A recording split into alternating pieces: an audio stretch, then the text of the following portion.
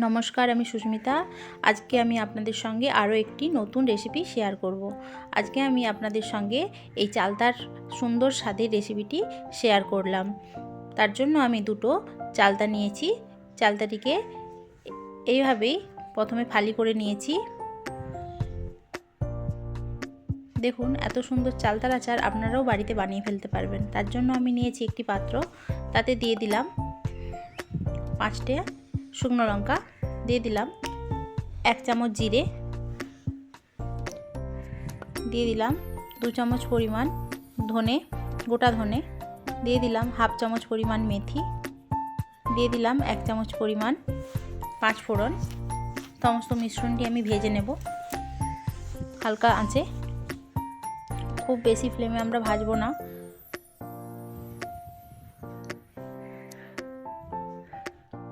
এইভাবেই হালকা আঁচে আমরা ভেজে নিচ্ছি মশলাটি।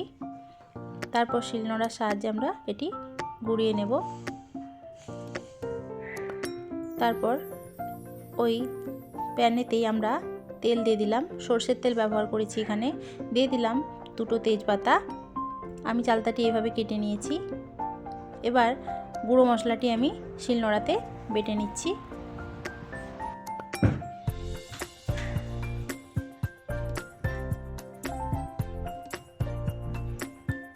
পুরো মিহি করে বাটবেন না, এইভাবেই একটু দানাদার বাটবেন, তাহলে এর টেস্ট খুব সুন্দর হয়। তারপর তেলের উপর দিয়ে দিলাম কেটে রাখা চালতা। আমি এইভাবে পিস করে কেটে নিয়েছি সরু করে।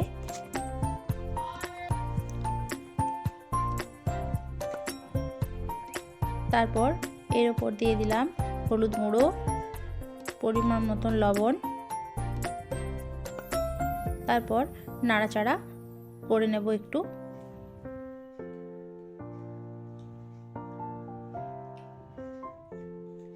তারপর একটু ঢাকা দিয়ে দেব, তাতে চালতাটি সেদ্ধ হয়ে যাবে। খুব পাকা চালতা, তাই এটা একটু শক্ত হয়ে থাকে। একে ঢাকা দিয়ে দিয়ে আমি নরম করে নেব।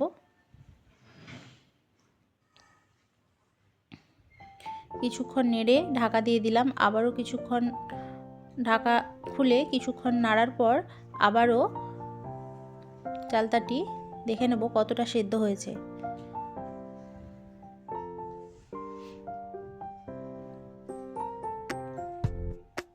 এভাবেই খুব হালকা আঁচে এটি করে নিতে হবে।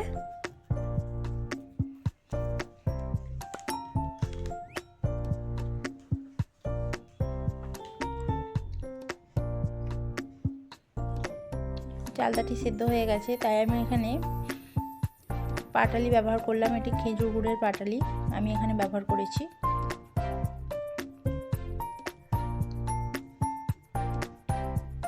একটু ঢাকা দিয়ে দিলে এইভাবেই গলে যাবে পাটালিটি।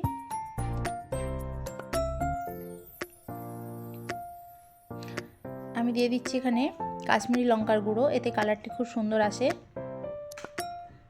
দিয়ে দিলাম বিট লবণ, এটি স্বাদের জন্য দিয়ে দিলাম। দিয়ে দিলাম ভেজে রাখা গুঁড়ো মশলা, যেটা আমি শিলনোড়াতে বেটে নিয়েছিলাম, সেটাই দিয়ে দিলাম এখানে। তারপর এটি খুব ভালোভাবে মিশিয়ে নেব। বন্ধুরা, আমার এই রান্নার রেসিপি যদি আপনাদের ভালো লেগে থাকে, চ্যানেলটি সাবস্ক্রাইব করে আমার পাশে থাকবেন।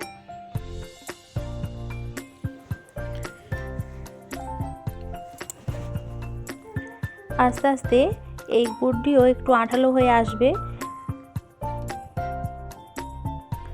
মশলাটি আমি খুব ভালোভাবে মিশিয়ে নিচ্ছি, আর এই হাতার সাহায্যে আমি চালতাগুলো হালকা একটু থেতোও করে দিচ্ছি, যাতে মশলাগুলি খুব ভালোভাবে চালতার ভেতরে ঢুকে যায়।